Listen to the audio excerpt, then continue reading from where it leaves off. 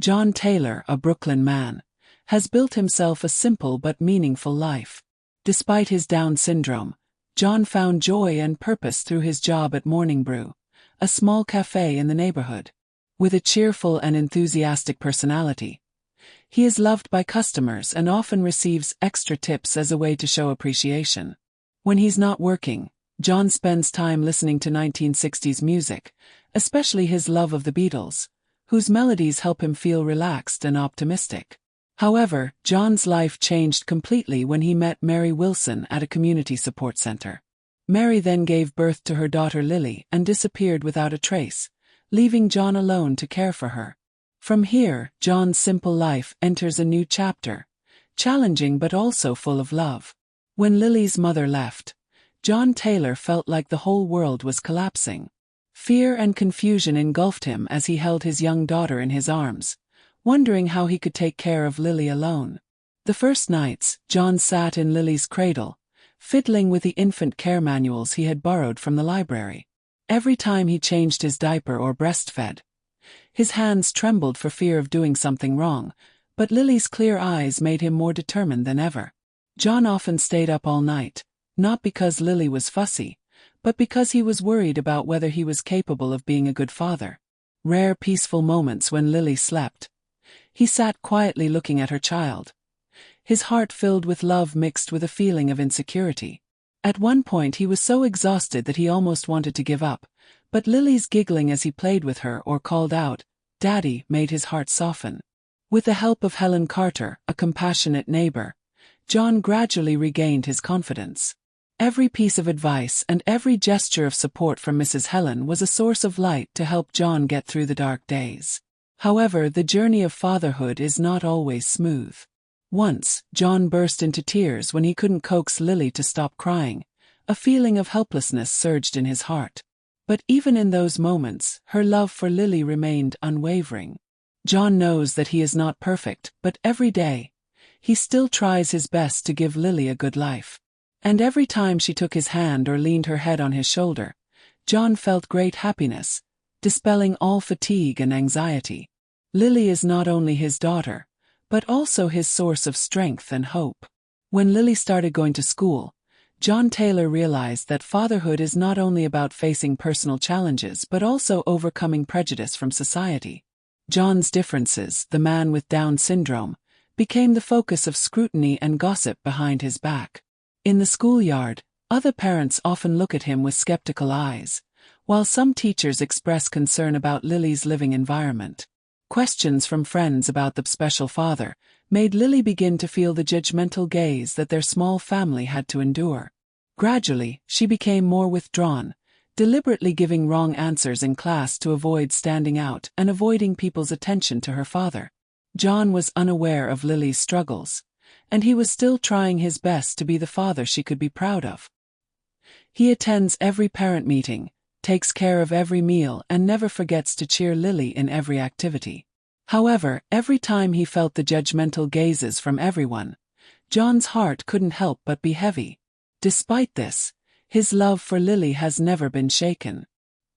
He tries to turn his little house into a place full of laughter, with help from close friends and Helen. But the judgment from society is like a black shadow, always smoldering, that threatens to disrupt their fragile happiness. John understands that, in order to protect Lily and prove his love without distinction, he needs to be stronger than ever. Lily's 7th birthday party, with colorful balloons and heart-shaped sandwiches prepared by John himself, started off full of joy and laughter. John put all his heart and soul into this special day, wishing to bring his daughter the best memories. However, as the party progresses, anxiety gradually takes over John. He realized he had forgotten the ice cream cake at the shop and became sloppy while trying to organize the games. Children's laughter quickly gave way to chaos as some children cried and others left to play elsewhere. John tries to control the situation, but his trembling hands make things more difficult. Lily, realizing her father's worries, gently walked over to hug him. "It's okay, Daddy," she whispered, her voice low but reassuring. Lily's words brought John to tears, but the tension was still there. From a distance, A stranger observed everything and, misunderstanding John's embarrassment, called the Child Protective Service, CPS. Not long after, two CPS employees appeared, entering the party with a solemn attitude. Their appearance brought a heavy atmosphere, weighing on the already fragile party. They asked to speak to John privately, and when he answered, his voice trembled, filled with panic. Lily, sensing the seriousness of the situation, clung to her father's hand, her eyes watery. "Please don't take me away," she cried, her voice full of despair. John tried to explain. His every word seemed to break between pent-up emotions. The party participants stood silent, not knowing what to do to help. In the end, Lily was taken away by CPS, and her cry echoed in the heavy air. John stood still, helplessly watching his daughter leave, his heart broken. The balloons were still gently swaying in the wind, an image full of pain in contrast to the loss he had just experienced.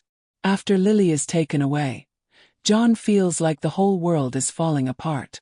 A sense of despair prevailed as he sat in the empty room where his daughter's laughter once echoed. However, as soon as the long nights of despair passed, John decided not to give up. He went to lawyers' offices, persistently fighting to regain custody of his children. Every time he was rejected, his heart seemed to shatter, but he didn't allow himself to stop. Lily's nostalgia made him stronger, and eventually, he met Catherine Monroe, a famous female lawyer with a fierce style. At first, she was not very confident in John's ability to win the case, seeing his case as an unwinnable battle. But John's perseverance and unconditional love for Lily gradually convinced her. Catherine accepted the plea for free, even though it was a complex and challenging case. Every time he enters the courtroom, John feels heavy pressure from experts, psychologists, and social workers who criticize his fatherhood because of Down syndrome. John's comments about his intellectual limitations were like knife stabs in his heart, but he still sat up straight, determined not to let weakness take over. Catherine, meanwhile, is constantly arguing that love and devotion are the most important factors in raising a child. She gave evidence of the affection and care John had for Lily, including photos of their happiness and testimonies from friends and neighbors who witnessed his sacrifice. The fight lasted for a long time, with sweat, tears, and faith that never went out. During a surveillance check, Lily, although still living in a foster family, still kept crying, demanding to return to her father.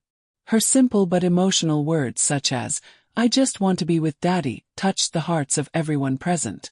And finally, the court decision came. John would be allowed to foster Lily, with the support of his adoptive family, as part of an emotional support network. Tears of happiness were shed, and for John, it was not just a legal victory, but a victory of love.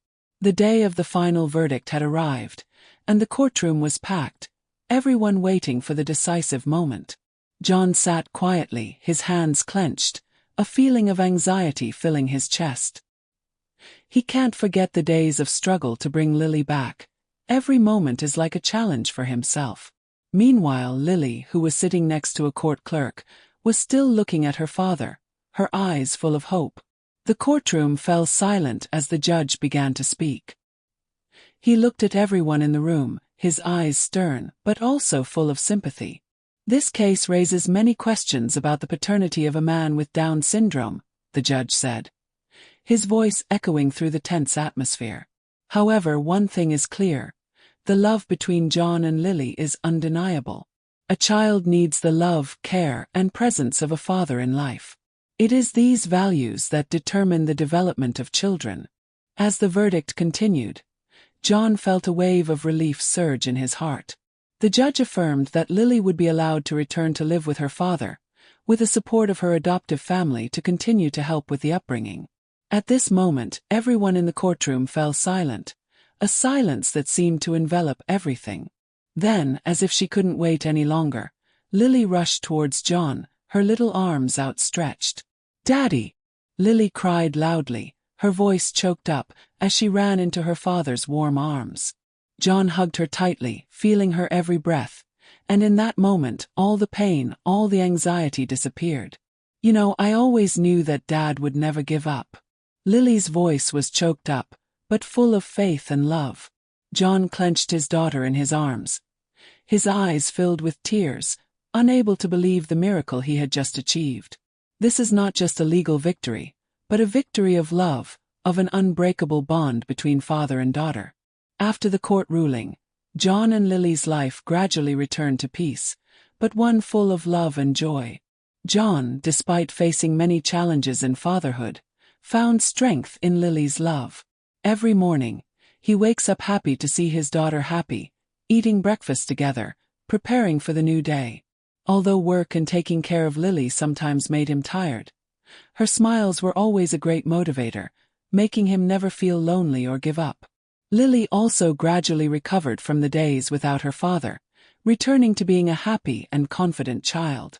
She continued to learn, explore the world around her, and always saw her father as one of the greatest heroes. The love between father and son is stronger than ever, and they always overcome all difficulties together. Not only that, but Lily's adoptive family, Rebecca and Tom, have also become an integral part of their lives. Although Lily has returned to her father, they maintain a close relationship, assisting John in raising and caring for his daughter. In the evenings they gather together, share stories, and create beautiful memories. Kate, the lawyer who helped John in the legal battle, also became a close family friend. She has witnessed a profound change in herself, from a cold, work-savvy person to a person who appreciates family values. The relationship between her and John gradually became closer, and on special occasions, they held cozy parties together. John and Lily's life is now a symbol of love, perseverance, and sacrifice. Not only do they have each other, but they also have support from friends, adoptive family, and those around them. Gradually, their home became a place full of laughter, warmth, and happiness.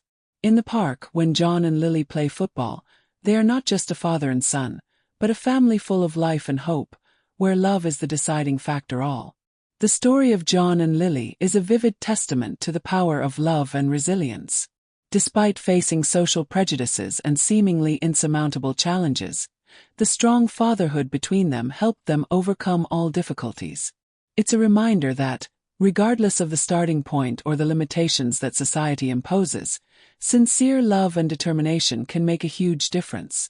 Their lives prove that every family can thrive and prosper if they have enough faith and support. Nothing is more important than unconditional love, and that is the solid foundation for Lily and John to build a bright, hopeful future. Their story affirms that love knows no bounds, and in a challenging world, love is the key to helping each person overcome difficulties and reach happiness.